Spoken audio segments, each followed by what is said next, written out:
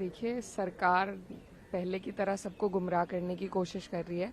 अगर home minister तैयार हैं, जवाब देना चाहते हैं, तो आके सदन में अपना चेहरा दिखाएं, अपनी हाजिरी लगाएं और जवाब दें। वो तो 17-18 दिन से सदन चल रहा है, एक भी दिन नहीं आए हैं। वो आएंगे तो हम सब चुप होकर उन्हें सुनेंगे, पर शर्त यह है कि वो आए। तो ये तो शर्त नहीं हो सकती कि पहले हम चुप हों और फिर वो आएंगे। शर्त तो ये है कि आप आइए, आप जवाब दीजिए, आप जिम्मेदारी लीजिए। उसे आपकी शक्ल देखेंगे तो हम बैठ जाएंगे, लेकिन आप आ ही नहीं रहे हैं और मीडिया में बस सरकार अपनी ही बातें बना रही है। उनको ना जवाब देना है, ना उनको जिम्मेदारी लेनी है, ना उन्हें स्टूडेंट्स की चिंता है, और एक फर्जी चिंता उन्हें झारखंड की जो उन्होंने मुद्दा उठाया है, ये भी वो हमेशा से करते आए हैं कि नेहरू के ज़माने में ऐसा हुआ था, उस सरकार में ऐसा हुआ है, इस सरकार में ऐसा हुआ है। देश की राजधानी में अगर पैलेट गन्स चली हैं तो ये हमारे लिए सबसे शर्मनाक चीज़ है। देश की राजधानी में अगर इतना अत्याचार बच्चों पर हुआ है तो बाकी जगहों पर तो हाल और बदतर होना ही है। आप देश की राजधानी में बैठे हैं, आपको सबसे पहले यहाँ का जवाब देना है, क्योंकि यहाँ आपकी जिम्मेदारी है। हम झारखंड में नहीं खड़े हैं, हम देश की संसद जो दिल्ली में स्थित है वहाँ खड़े हैं, तो हम यहीं का जवाब मांगेंगे। झारखंड में भी हम सब स्टूडेंट्स के साथ हैं, वहाँ भी सरकार से जवाबदेही लेनी चाहिए। लेकिन ये तो आपका रास्ता साफ नहीं कर सकता ना कि पहले उनसे लो, वहाँ तो बाद में प्रोटेस्ट शुरू हुआ है, यहाँ पहले हो गया। आपने जवाब दे दिया है, आप पहले ये बताइए, आपने जवाब दे दिया, आप सदन में आ गए, जो आप वॉट अबाउटरी पे फिर से लग गए हैं, तो ये बेकार की बातें करने वाले लोग हैं। हमारी डिमांड तो पहले दिन से जो है वो आप अभी भी हम सिर्फ नहीं, पूरी देश इस पे अनड़ है कि एक जो 20 जुलाई जो घटना घटी पार्लियामेंट से 1 किलोमीटर भी नहीं, वहाँ पे जैसे अनाम नॉन वायलेंट प्रोटेस्टर्स के ऊपर दिल्ली पुलिस और सीआरपीएफ रैफ जैसे वायलेंस यूज किया। अमित शाह अब 2 हफ्ते से ज्यादा पार्लियामेंट से भाग रहे, मुंह छिपा के अमित शाह और मोदी जी पार्लियामेंट से भाग रहे। हमने एक स्टेटमेंट मांगा था, हमने नेहरू जी इमरजेंसी के ऊपर लेक्चर नहीं मांगा है। हमने कहा कि आप सदन में आओ और स्पष्ट स्टेटमेंट दो। गोली पैलेट गोली और वायलेंस के निर्देश आपने दिया था, हाँ कि नहीं? और अगर आपने नहीं दिया तो आपके मंत्रालय में कौन दिया? क्योंकि दिल्ली पुलिस और सीआरपीएफ रैफ तो ऊपर से इंस्ट्रक्शन बिना कर ही नहीं सकता ये। 1 और 2, जो जिस राम मंदिर का अनाउंसमेंट पीएम साहब खुद इस लोकसभा के अंदर किए, जिस राम मंदिर का गैजेट नोटिफिकेशन एमएचए ने खुद किया, आज वही राम मंदिर में चढ़ावा चोरी हुआ, करोड़ों का पैसा, करोड़ों 100 करोड़ से भी ज्यादा पैसा, लोगों का लूट, लोगों का। आप कहते हो आप हिंदुओं की सरकार हो, आप हिंदू के लिए काम करते हो, ये हिंदू ही गए थे जो वहाँ पे हिंदू का भक्ति है, जो वहाँ पे देखे चढ़ावा भगवान राम को देते हैं। और जैसे कोई कॉमेडियन ने कहा है कि anyway I will not repeat that, but ठीक है, जो अभी आप ये राम मंदिर का जो डिबेट है, जो सबसे बड़ा अभी टॉपिक है, आप उस पर चर्चा नहीं करोगे। लेकिन पार्लियामेंट्री अफेयर्स मिनिस्टर ने हम लोग को बताया, मीडिया से बातचीत में साफ साफ कहा कि गृह मंत्री सदन में आना तो आता क्यों? तो किस लिए नहीं होता है? एक मिनट नहीं, हम तो विपक्ष का, आप लोग पार्लियामेंट्री अफेयर्स मिनिस्टर का ये झूठ विश्वास करते हैं। विपक्ष रोज यहाँ पे खड़ा है, हम क्या रोक रहे हैं अमित शाह को सदन में आने से?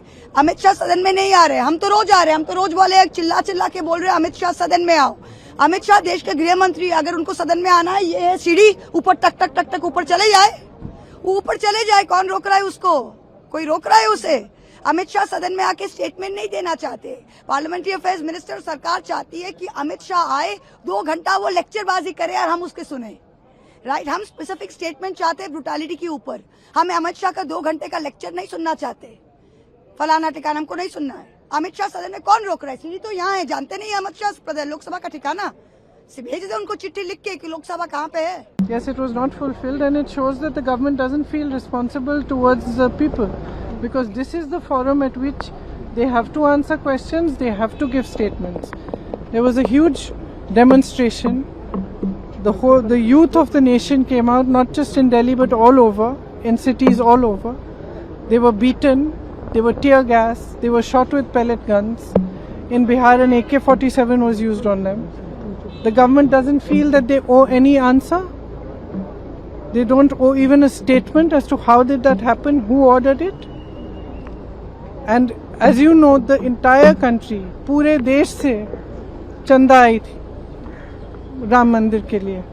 सब ने अपनी आस्था से, अपने दिल से वो पैसे, किसी ने, गरीबों ने दिए, इकट्ठे करके दिए, क्योंकि उनको कहा गया था कि मंदिर के लिए। पूरे देश भर से और भगवान राम में आस्था सिर्फ देश में नहीं है, बाहर भी है, मलेशिया में, इंडोनेशिया में, थाईलैंड में। आप कह रहे हैं कि स्टेट सब्जेक्ट है, अब स्टेट सब्जेक्ट बन गया। जब आपको अभियान चलाना था, जब चुनाव से पहले आपको उसकी राजनीति चलानी थी, तो उस समय प्रदेश का विषय नहीं था, अब प्रदेश का विषय बन गया है। मोदी जी ने खुद उद्घाटन किया, प्रधानमंत्री हैं, प्रदेश के प्रधानमंत्री तो नहीं है ना, देश के हैं, और देश भर से लोग आए वहाँ। आप नाम लीजिए, वो वहाँ पहुंचे हुए थे, और अब कहते हैं कि ये प्रदेश का विषय है, हम जवाब नहीं देंगे, चंदा सारी गायब हो गई है। ये क्या तरीका है? मैम, ये सत्र ऑलमोस्ट खत्म होने के कगार पर है, लेकिन कोई सार्थक चर्चा हाउस में नहीं हो पाई है।